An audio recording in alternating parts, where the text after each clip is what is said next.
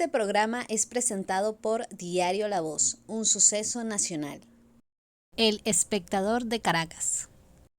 800 Noticias. Forum Supermayorista. Compra más, ahorra más. Style Shop, tu mejor opción en marca y accesorios.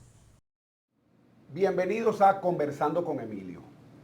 Nuestro invitado hoy pues requiere poca presentación, todos los conocemos, sin embargo, doctor Eduardo Fernández, abogado con maestría en ciencias políticas, ex candidato presidencial, presidente del Centro de Políticas Públicas IFEDEC y promotor del movimiento social Unión y Progreso. Bienvenido. Muchas gracias, Emilio, gracias por la invitación. Doctor, este lunes pasado, arrancó lo que han denominado el proceso de registro preliminar de candidatos que participarán en las primarias de oposición o de un sector de oposición primarias que están previstas para el 22 de octubre, con miras a que de ahí salga un candidato que enfrente a Nicolás Maduro, asumiendo ya como un hecho de que Nicolás Maduro será el candidato de Ellos no tienen primaria. Ellos no tienen primaria, Ellos no eso está pierden decidido. tiempo en eso. ¿Cuál es su análisis, en términos generales, de todo lo ocurrido alrededor de este proceso de primarias hasta el día de hoy, miércoles 10 de mayo? ¿Está la oposición en el camino correcto? Lamentablemente yo discrepo de lo que ha sido la opinión predominante.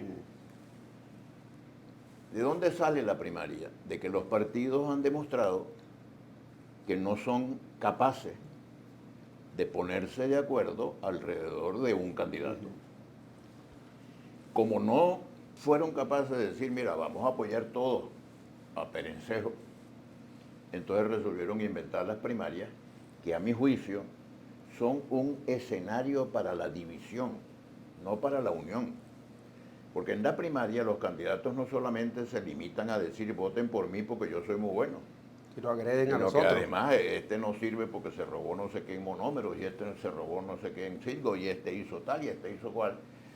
Y mientras tanto, El chavismo tomando nota. Maduro tomando nota ya en Miraflores, y cuando venga la secundaria, Maduro le va a decir al candidato que salga, no, mire, Usted es un ladrón, no lo estoy diciendo yo. Claro, lo dijeron sus compañeros. compañeros. Entonces yo traté de explicarles a los dirigentes de los partidos que lo ideal sería un gran acuerdo nacional alrededor de un programa, porque no se trata solamente de salir de Maduro, se trata de resolver la crisis. Había gente que me decía a mí, no, la crisis se resuelve si salimos de Chávez. Bueno, con la ayuda de la divina providencia, salimos de Chávez y no salimos de la crisis. Al contrario, la crisis se ha hecho más grave todavía después. Entonces podríamos salir de Maduro y no salir de la crisis. Si no escogemos un programa que nos ayude a salir de la crisis, a resolver la crisis económica, la crisis social, la crisis política, la crisis ética, la crisis moral, la crisis de servicios públicos, si no tenemos un buen programa, y entonces buscamos un candidato que sea capaz de dirigir al gobierno para hacer realidad ese programa. Entonces, mira, la primaria pues seguramente se hará. Corremos el riesgo también de que la primaria la gane el que tenga más real. ¿De dónde viene ese dinero? No preguntemos mucho, pero probablemente va a ser dinero que venga o de los Estados Unidos o del Tesoro Nacional de Miraflores.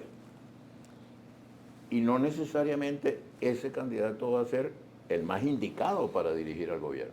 Yo creo que de todos los candidatos, le escuché recientemente a Roberto Enríquez anunciar que designó al profesor Steve Hank como asesor económico y que están preparando un plan de gobierno. ¿Usted siente que los candidatos que están en estas primarias están preparando o tienen preparado un plan de gobierno, o estamos todavía en esa época de populismo, de ver quién es el más simpático, quién es el que abraza más viejitas y carga más niñitos? Yo creo que el acento se está poniendo más en la persona del candidato que en el programa. Y yo creo que el programa es tan importante o más importante que la persona. Además, la primaria es un asunto entre partidos, en momentos en que lamentablemente los partidos están muy devaluados.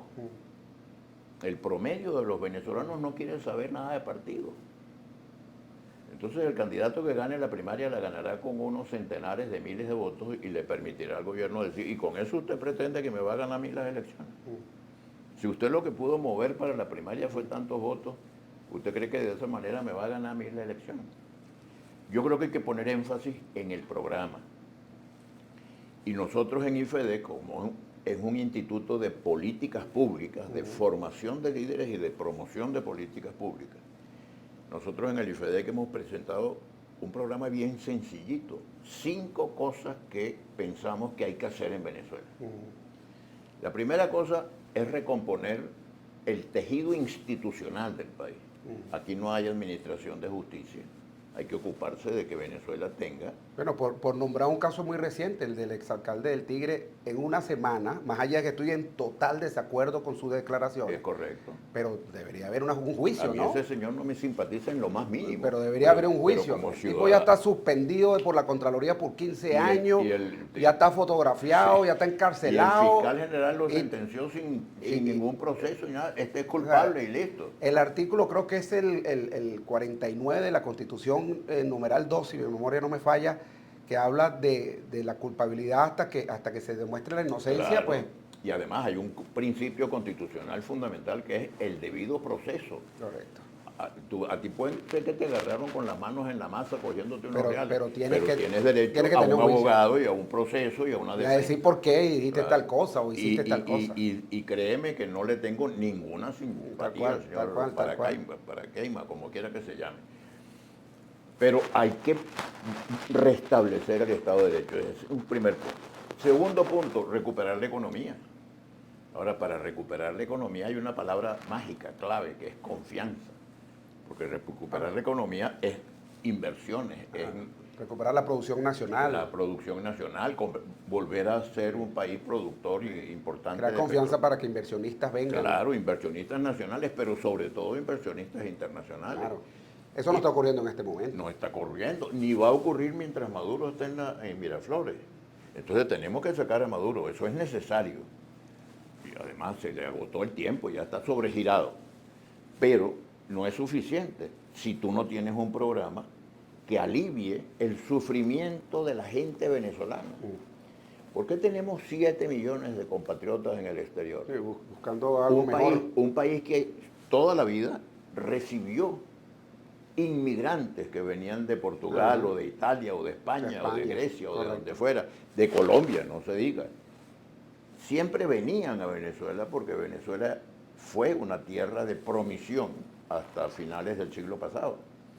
Llegó el socialismo del siglo XXI y ahora tenemos 7 millones de venezolanos sufriendo horrores como lo que acaba de ocurrir en Texas, por ejemplo. Sí. Es una cosa espantosa. Por cierto que hay un caso, doctor, que me llamó mucho la atención, un muchacho de 27 años, ex miembro del 6CPC, cruzó la selva del Darién, llegó a los Estados Unidos, estaba en Texas, bueno, y esperando un autobús para irse para Nueva York, fue atropellado por este mexicano que asesinó a 8 personas. Asesinó, estoy utilizando ese término correctamente porque estoy convencido por las grabaciones que vi que hay algo de intencionalidad. Pero bueno, ahí lo están juzgando, fíjense, a ese que hay videos y todo, todavía no lo han condenado, le están dando un debido proceso. Por eso, mira, después, ¿qué otra cosa tenemos que hacer? Emilio, un país no puede vivir con 80% de gente en situación de pobreza. Tener una democracia sin pobreza es un objetivo que debe unir a todos los venezolanos. De esto no se habla en las primarias. Entonces necesitamos decir cómo vamos a hacer para superar la pobreza. La pobreza no se supera repartiendo unas bolsas de clap. Sí. La pobreza se supera con más y mejor educación y con inversiones que creen empleo. Porque la mejor manera de salir de la pobreza es cuando un muchacho, hijo de una familia pobre, logra educación de calidad y con esa educación puede hacer, bueno, lo que están haciendo ustedes aquí o lo que han hecho tantas familias que han salido de la pobreza y han tenido un éxito muy grande. Entonces, una estrategia... Pareciera que el gobierno no le interesa No, al para gobierno, nada salir, sino al contrario, ¿no? Le- Ahora que nombró el tema de la bolsa CLAP, parece ser un instrumento de presión. de presión para que la gente sea dependiente, ¿Tú ¿no? quieres la bolsa de plata? Aquí tiene, pero Y uno lo ve en los barrios de Guarenas, en los barrios de Guatire, lo vemos, eso no es cuento. Entonces, eso también tenemos que superar. No haces lo que yo quiero y te quito la bolsa. Eso es fundamental. Si nosotros quitamos a Maduro, pero no logramos superar el problema de la pobreza, no logramos construir una democracia sin pobreza, no hemos hecho nada. Es más, pudiéramos eventualmente empeorar. Yo me acuerdo, Emilio, que cuando yo, que era el secretario general nacional del principal partido de la oposición al gobierno de Carlos Andrés Pérez, defendí la democracia y defendí la Constitución el 4 de febrero de 1992, mucha gente me decía, pero Eduardo, es que peor que Pérez no puede haber nada. Bueno, y vino Chávez. Y después, durante los años en que Chávez fue presidente, me decían, es que peor que Chávez no puede haber nada. Y vino Maduro. Entonces, siempre puede haber algo peor. Algo peor. Claro. Entonces, mira, si tú no tienes un programa, si tú no tienes claridad de los objetivos, si tú lo que estás buscando es demostrar que tu partido tiene más votos que el del otro, mira, no es la hora de los partidos, es la hora del interés nacional, es la hora de trabajar por los venezolanos, por el sufrimiento de las madres venezolanas ahora que viene el Día de la Madre. ¿Cuántas madres desgarradas porque sus hijos se han tenido que ir y las han dejado en la soledad más terrible? ¿Cuántas abuelas? Bueno, debemos pensar en la gente y no en mi partido. ¿Cómo queda mi partido? No, señor. Me ha mencionado 3 de 5. Y voy a la cuarta. Oye, Emilio, no es un país moderno si no hay luz eléctrica. Los servicios. Afortunadamente nosotros vivimos... Oye, agua. Es la gente hoy en día pidiendo agua. Nosotros vivimos en Pleno siglo XXI. en el área metropolitana de Caracas, donde los servicios funcionan un poquito mejor. Sí. Estamos en una burbuja. Pero en buena parte del país no tienen agua potable para los niños. Sí.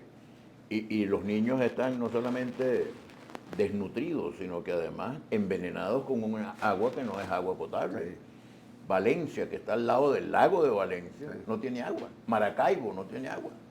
Insólito. El Vigía, que es uno de los sitios más calurosos del país, me escribía un amigo diciéndome, imagínate tú vivir en el Vigía, sin luz eléctrica y sin agua, con este calorón, y no tenemos posibilidades de aire acondicionado, y no tenemos agua. No, y unas temperaturas que por la información que recibimos van a estar más altas todos estos Así días. es. Bueno, y entonces, esos son dos servicios fundamentales, el agua y la energía La eléctrica, electricidad. pero educación, Claro, hay que ver fundamental. cómo están las escuelas. En el piso. Y los maestros, no hay dinero para pagarle a los maestros unos salarios dignos, en cambio hay dinero para que alguien se robe 3.000 millones de dólares o 9.000 millones de dólares o 20.000 millones de dólares. Esto clama al cielo. Los maestros, doctor Fernández, no tienen dinero para ir al colegio todos los días. Los maestros van al colegio 2 y 3 veces a la semana porque no les alcanza el dinero para el pasaje. Y las escuelas se No les están alcanza el cayendo. dinero para comer. Esa es la realidad de los maestros. Y otra cosa, la desnutrición. Mira, un niño que no está bien alimentado no está en condiciones de asimilar las enseñanzas. Y luego la salud, pues cómo están los hospitales. Usted tiene un problema de salud, tiene que ser millonario, porque solamente los ricos pueden acceder a la enfermarse. salud. Porque cuesta una fortuna y los hospitales no están bien dotados. Entonces, cuarto punto, los servicios públicos. Y ahí hay que asumir un compromiso. Yo le digo, usted tiene que utilizar potenciales que tiene Venezuela, que nos permitirían resolver el problema del agua, el problema de la electricidad, el problema de las escuelas. En los organismos financieros internacionales, el Banco Mundial, el Fondo Monetario Internacional, el Banco Interamericano de Desarrollo, la Corporación Andina de Fomento, todos esos institutos tienen un realero dispuesto para ayudar a los países a tener electricidad, a tener agua, a tener servicios públicos. Venezuela está fuera de la comunidad financiera internacional por el socialismo del siglo XXI y entonces, una vez que salgamos de este gobierno y lo sustituyamos por un nuevo gobierno, oye, podemos garantizarle al país que tenga todo el mundo luz eléctrica y todo el mundo agua y todo el mundo buenas escuelas, porque Las Naciones Unidas también tienen mecanismos que nos permitirían ayudar. Ahora, ninguno de esos organismos va a venir mientras Maduro esté en Miraflores. Vamos a ir a un corte de publicidad y al regreso vamos entonces con el quinto punto. Ajá. ¿Y a dónde vamos entonces? Ya ¿A dónde vamos con toda esta realidad? Porque eso lo que está dibujando es una realidad que es la que estamos viviendo. Sí. Vamos a ir al corte de publicidad y al regreso más de Conversando con Emilio, hoy con el doctor Eduardo Fernández. Ya regresamos. A pesar de la crisis, el diario La Voz cumple su compromiso de informar con imparcialidad y valentía. El impreso, la versión digital y nuestras redes sociales te conectan oportunamente con el acontecer nacional e internacional. Diario La Voz, un periódico para la Venezuela de hoy. Diario La Voz, un suceso nacional. Estamos de regreso conversando con Emilio, hoy con el doctor Eduardo Fernández. Él es abogado, tiene una maestría en ciencias políticas, ex candidato presidencial, presidente del Centro de Políticas Públicas y FEDEC, promotor del movimiento social Unión y Progreso, y nos está haciendo una lista de las cosas importantes y necesarias que necesitamos para el país, para salir adelante. 5 puntos, nos falta un quinto punto y decirnos, ajá, y entonces. El quinto punto es la crisis moral, la crisis ética, el tema de la corrupción. Claro.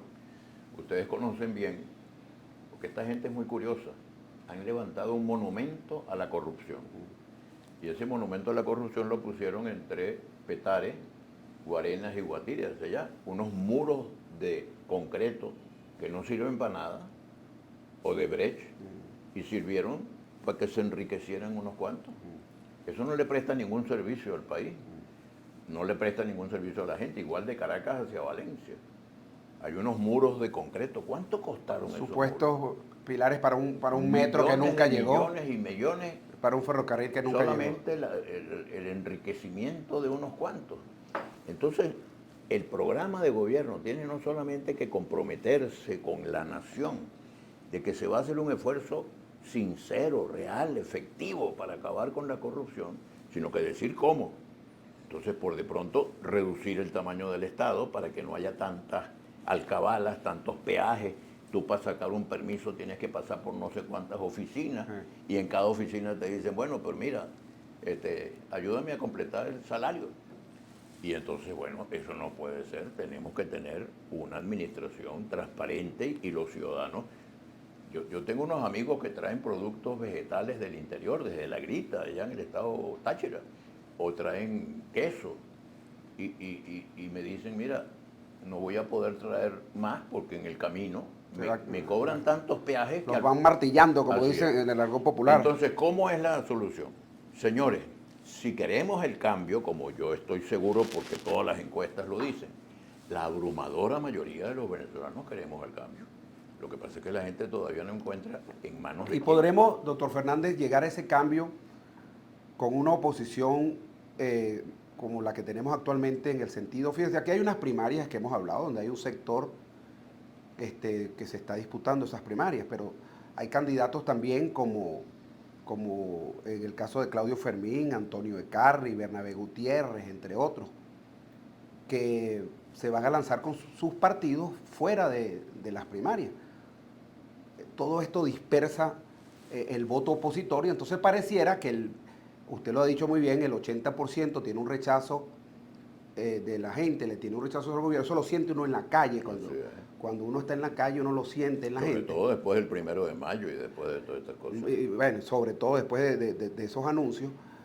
Pero uno siente también que ese 80% disperso no le gana al otro 20% claro, que mantiene el madurismo o el chavismo, como queramos llamarlo. La fórmula del gobierno para perpetuarse en el poder gira alrededor de 2 palabras: abstención al gobierno y división. Al gobierno le interesa que vote muy poquita gente, claro, y por eso estimula la abstención. Y al gobierno le interesa que la poca gente que vaya a votar esté dividida.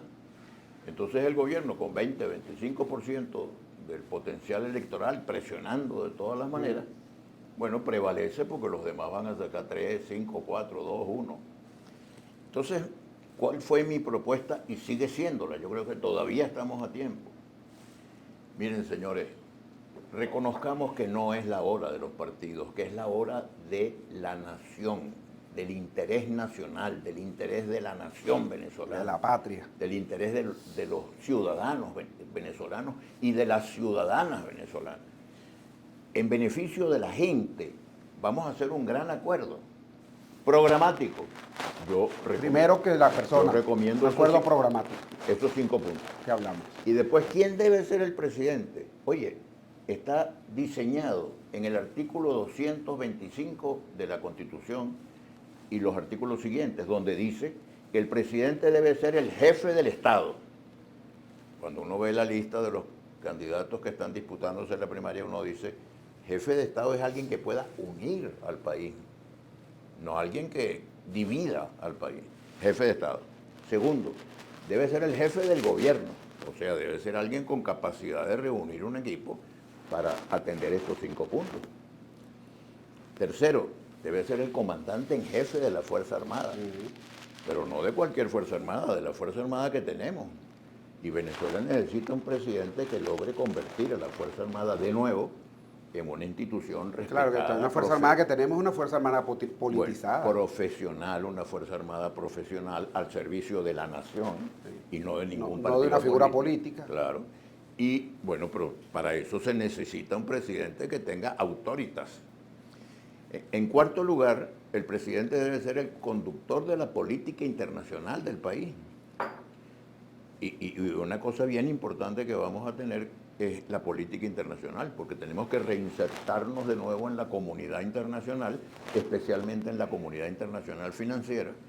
Además, el tema petrolero vuelve a convertir a Venezuela en un factor importante de la geopolítica mundial. Por tanto, el que va a conducir la política internacional del país debe ser alguien con capacidad y preparación.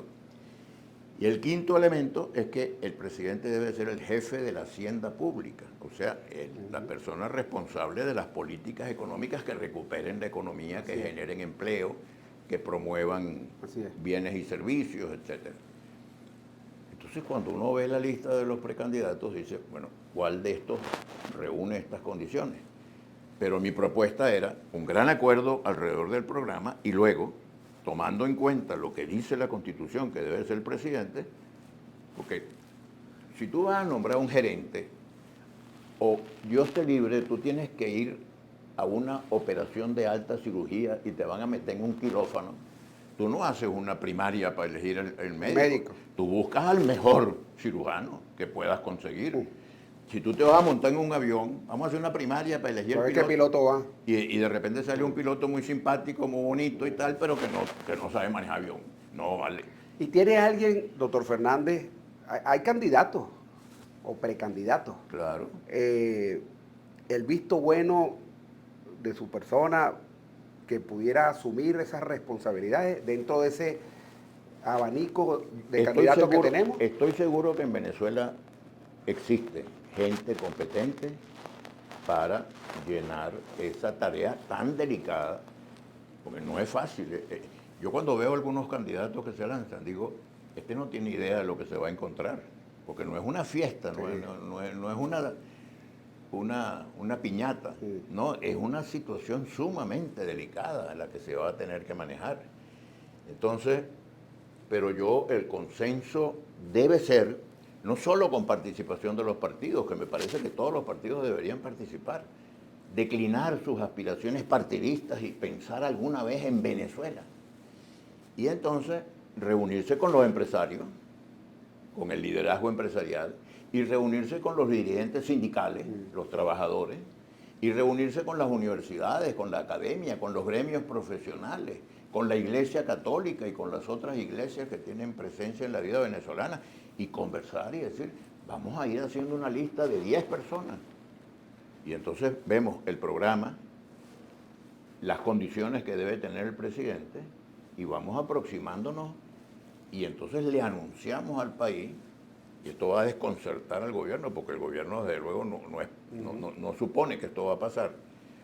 Y entonces presentamos un candidato y le decimos al país, aquí está una persona comprometida a llevar adelante este programa, no lo desbaratamos en una primaria, descalificándolo y diciéndole que se robó unos reales en tal parque o que atropelló a una monja en tal sitio. No, no.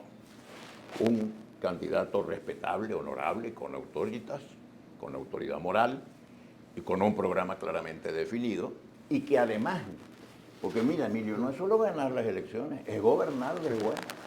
De modo que tenemos que pensar que la persona tiene que ser capaz de gobernar, porque si no, nos puede pasar lo que pasó en Nicaragua. Tú sabes que en Nicaragua ganó la señora Chamorro contra el sandinismo, pero los gobiernos que vinieron después de la Chamorro lo hicieron tan mal que volvió el sandinismo. Sí. Yo no quisiera que en Venezuela volviera esta locura que hemos tenido en estos 20 ¿Qué rol años. está jugando Eduardo Fernández en toda esta dinámica? Pues Eduardo Fernández es un candidato para el consenso.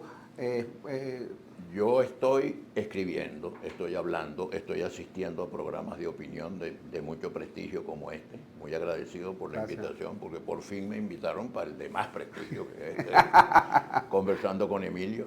Además no sabía que estabas tan bien acompañado, porque si hubiera sabido que estabas tan bien acompañado, vengo antes. Estoy tratando de orientar y de hablar en todos los escenarios en los que puedo para decir esto es lo que tenemos que hacer. Así como dije el 4 de febrero del 92, el golpe es una locura y me cayeron encima. Después dije la constituyente es una locura porque la constituyente es el poder absoluto en manos de unos señores. Bueno, pues tampoco me hicieron caso. Circunstancialmente tienen la mayoría en algún momento determinado.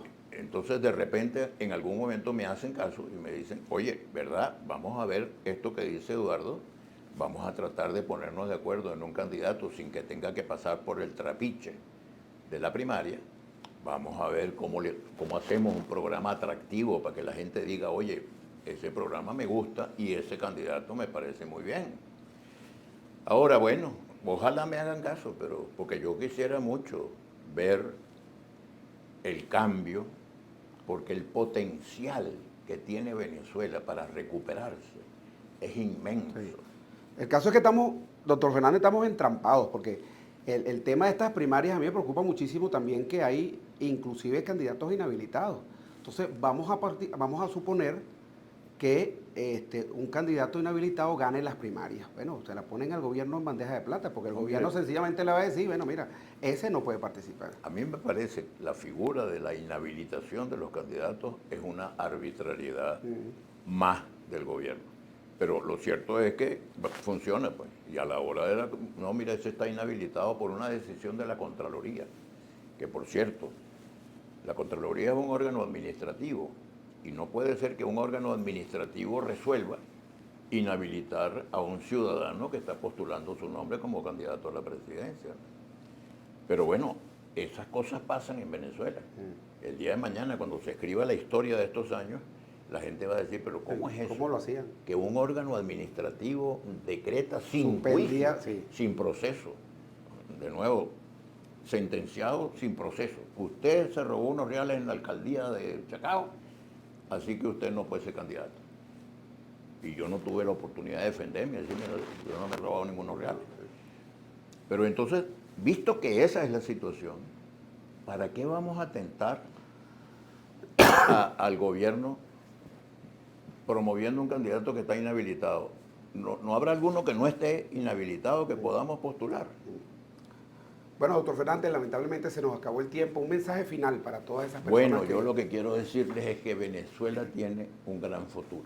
Estamos atravesando un momento sumamente difícil, sumamente duro, pero este país tiene un potencial para el desarrollo económico, para superar la pobreza, para acabar con la corrupción, para restablecer una educación de calidad para nuestros niños y nuestros hijos, para tener agua potable, para tener energía eléctrica, para tener gasolina, para vivir bien. De modo que ojalá nos unamos, no alrededor de unas propuestas partidistas, sino alrededor de un interés nacional y le digamos al Venezuela, vamos adelante en un ambiente de unión y de progreso. Muchísimas gracias, Eduardo Fernández, nuestro invitado del día de hoy. Las personas que se conectaron tardíamente, les recuerdo que en YouTube ustedes colocan Conversando con Emilio y pueden ver esta y todas las entrevistas que hemos hecho hasta este momento. Muchísimas gracias y será hasta otra oportunidad donde estaremos conversando con Emilio. Chao, chao.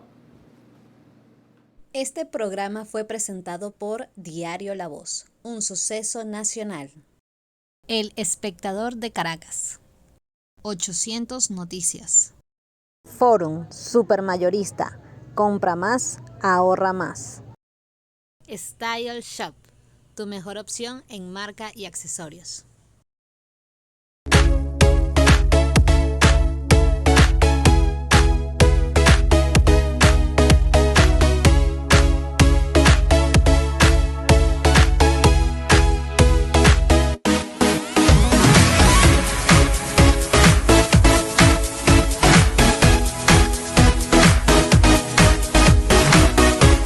Este programa es presentado por Diario La Voz, un suceso nacional. El Espectador de Caracas. 800 Noticias. Style Shop, tu mejor opción en marca y accesorios.